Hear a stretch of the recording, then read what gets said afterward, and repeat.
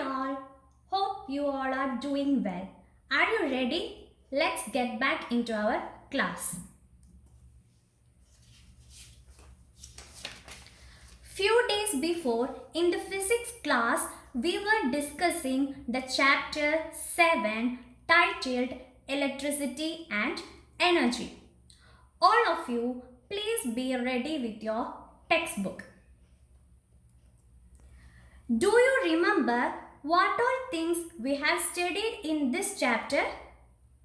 Okay, we can do a quick review of each topic. In the beginning of the chapter, we discussed about electricity and energy. Do you remember what is energy? We studied that energy can neither be created nor destroyed. In general, it is converted from one form to another. What about electricity? Electricity is used to power appliances such as a television in the home. Next, we studied about energy arrows or Sankey diagram. It is a simple way of showing energy conversions and where energy goes. A Sankey diagram looks like a set of arrows. Later, we discussed about electrical circuits and we discussed the term voltage. What is voltage? All electrical circuits need a source of energy to force the current to flow. The driving force of a current is called voltage. You know how we were using or how we measured voltage in an electrical circuit? We were measuring the voltage with the help of a voltmeter and it was measured in the unit volts. Next, it was about resistance. Resistance is an electrical quantity that measures the hindrance to the flow of charge. The resistance of a wire depends on several things. Which are they? Thickness of the material and the metal used as the resistance wire. Do you remember how we were measuring resistance? Resistance was measured by using the formula voltage by current. I repeat, resistance was measured by the formula voltage by current. Resistance is measured in units called ohms. So what was the unit of resistance or what is the unit of resistance? Ohms. Next it was about controlling the current. While we came to talk about controlling the current, we introduced a new term, resistor. The flow of current in an electronic circuit can be controlled by using a resistor. Later, we studied about two types of resistors. Which were they? Variable resistor and perfect resistor. What is the difference between a variable resistor and perfect resistor? A variable resistor can be used to adjust or vary the current flowing in a circuit. The variable resistor has a sliding contact. Now, what about perfect resistor? A perfect resistor always has the same resistor. Today, we are going to discuss about electricity in the home. You can see this topic in your textbook at page number 93. Students, I hope you all are familiar with these two pictures. What are they? The first one is a socket to which a plug is connected. You know that you may be using your television's plug or your computer's plug, everything to connect to this socket. And what about the next picture? The next picture, it is the picture of a main supply. You can see this as a box in your home. There may be many sockets like these. All these are connected to the main supply. You can see a box like this at your home and this is known as main supply.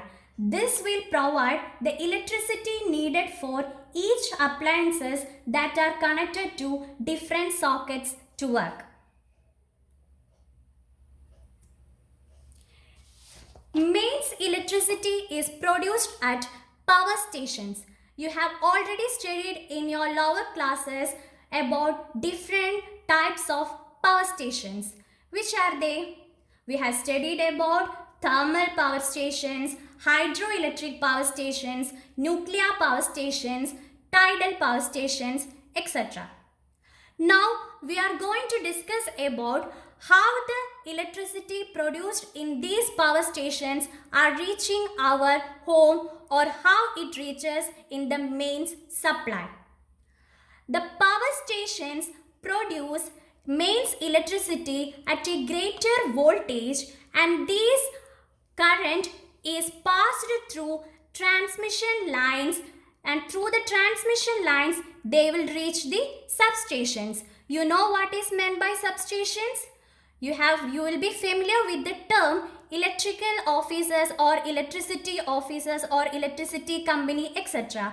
And these are known as substations. In these substations, they will collect all the electricity produced from the power stations. Later, through different overhead cables or transmission lines, they will transmit the electricity produced from the power station to different houses, shops and other buildings. I repeat, the electricity produced in the power stations will be transmitted through transmission lines to a substation. Later, from the substation, the electricity will be or the current will be transmitted through the transmission lines to houses, shops and other buildings, and thus in our houses electricity is received. Okay, students, this is what you see inside a socket. See, you can see there are two types of wires. And these two types of wires are the two wires which electricity company supplies to our homes. And these are known as live wire and neutral wire. The live wire will be having a voltage of 230 volt and the neutral wire will be having a voltage of 0 volt. And it's difficult to touch or it is dangerous to touch the live wire because see what is the voltage passing through the live wire? 230 volt. So maximum current is passing through the live wire and it is easy to get a electric shock. So be careful about the live wire. So which are the two different wires that electricity company supplies to our home? Neutral wire and live wire. Live wire is having 230 volt and neutral wire is having 0 volt. Electrical circuits or electrical appliances which we are connecting through a plug to the socket get the electricity through these two wires. We have seen that by using a battery we can light up a bulb. That means what? We can use a battery also as a power supply, or we can use battery to produce electricity. But what is the difference between using mains as a power supply and using a battery as a power supply? Let's check the difference between them. When we are using a battery will provide only a voltage of about 1.5 volt. But what about main supply? Main supply, it gives a voltage of 230 volt. Since battery is giving only 1.5 voltage, it supplies only low currents. But in the case of main supplies, it will supply a very large current since the voltage provided by the main supply is 230 volt. As the battery is giving only low current, it is safe to use. In case of main supply, we already told that there are two wires neutral wire and live wire, and we said that live wire is having 230 volt and it's dangerous to touch that wires. So it's dangerous, or we should be very careful while we are using mains supply. In case of battery, it gives a steady voltage. What is meant by steady voltage? Steady voltage means throughout its working, it will provide the 1.5 voltage itself. In case of main supply, the mains voltage changes its direction rapidly. So again, we will check the difference between battery and main supply. In the battery, it gives a voltage of about 1.5 volt, but in case of main supply, it gives 230 volt. Battery gives supply low currents, main supply very large currents. Battery is safe to use, main supply is dangerous because it is dangerous to touch the wires. Battery gives a steady voltage, but main supply, in the main supply, mains voltage changes its direction rapidly. While we were discussing about mains as a supply and using battery, we told that battery is providing a steady voltage and main supply's voltage changes very rapidly. These are known as direct current and alternating current. A battery gives a steady voltage. So, when it is connected in a circuit, the electricity always flows in the same direction. This is known as direct current or DC. The mains voltage changes direction very rapidly. This makes the current flow backward and forward. We say this is an alternating current or AC. Let us check what is the difference between direct current and alternating current. In direct current, voltage supplied will be steady. That means there will be no change in the voltage. In alternating current, voltage changes its direction very rapidly. In case of direct current, electricity always flows in one direction. But in case of alternating current, current flows backward and forward. In direct current, electricity always flows in one direction, but in alternating current, current flows backward and forward. Voltage of a direct current does not travel very far. You know why we cannot use a DC current to transfer a energy at a long distance? Because when we are doing like that, in between energy is lost. We know that we studied that the example for direct current or the example where voltage supplied is steady is a battery. We know, like we can see that after few hours or after few days, the battery will be draining out. But AC is better for transferring energy over long distances. Which are the examples for direct current and alternating current? For direct current, it is the dry cell and the batteries which we use. And alternating current, it is the main supply. Which are they? For direct current, it is dry cell and batteries, and for alternating current, it is the main supply.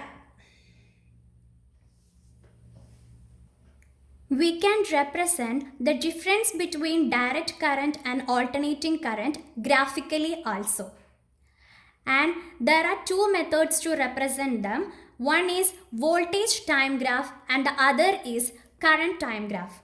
First, we will discuss about voltage time graph. This is the voltage time graph of a direct current. In this, voltage is represented in the y-axis and time is represented in the x-axis. You can see that in this graph, as the time proceeds, the voltage or the value of the voltage is same. or we will say that for the given time the voltage is constant. And tell me, if the voltage is constant, which type of current is it? Direct current. That is, if the voltage is steady, it is a direct current. So, in the graphical representation of direct current, the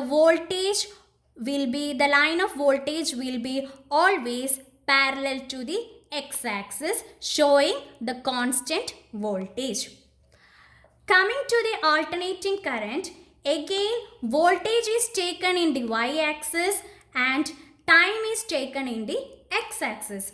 Here you can see that the value of voltage is starting from 0 and it is increasing to its maximum, and again it is decreasing and reaching its minimum and coming back to 0. Here you can see that there is a change in the value of voltage, and it is taking both positive and negative values. That means it is having a positive cycle and a negative cycle. Since there is a change in the value of voltage, this graph represents alternating current. In the same way, we can represent direct current and alternating current by using current time graph. In case of current time graph, current will be taken in the y-axis instead of voltage, and time will be taken in the x-axis. See, this is the graph for direct current. Here also you can see that the current is having a steady value, or the line of current, it is parallel to the x-axis. So this represents a direct current. And this is the graph for alternating current. See, the value of current is changing from its to maximum to minimum and coming to 0, and it is having positive cycles and negative cycles. So the graph of a alternating current can be represented by positive cycles and negative cycles. Okay students, now it's time to wind up our class. Before winding up the class, we will revise everything one more time. So what were the things we have studied in today's class? We studied about electricity in the home. We studied what is main supply, how main supply will provide electricity to the sockets, how we are getting electricity in the main supply, or by how electricity is transmitted from the power stations to the main supply, about the live wire, neutral wire. Live wire will be having 230 volt and neutral wire will be having 0 volt. Later we discuss about the difference of using mains as a power supply and battery as a power supply. Later, we also discussed about alternating current and direct current. We discussed about graphical representation, both the type of graphical representation, which are the voltage time graph and current time graph of both alternating current and direct current. Hope you all enjoyed the class. See you soon.